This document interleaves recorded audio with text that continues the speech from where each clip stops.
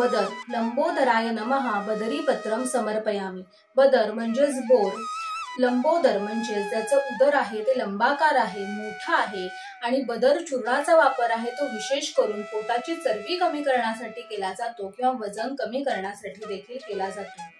धत्तुर हरसुनवे नमः धत्तुरपत्र समर्पयामी। हर म्हणजे शंकर आणि सृणू म्हणजे पुत्र, शंकराचा पुत्र म्हणजेच गणेश। शंकर म्हणजे ज्याने हलाहल प्राशन केलं होतं आणि धत्तूर हे देखील विषाप्रमाणे आहे आणि हे जे विष आहे ते योग्य प्रकारे वापरलं तर आपल्यासाठी फायदेशीर आहे। याचा वापर विशेष करून आहे तो श्वसन संस्थेवर म्हणजेच श्वासविकारांवर किंवा तुम्हाला दम्यासारखे आजार असतील तर यासाठी धत्तुराचा वापर हा विशेष करून केला जातो।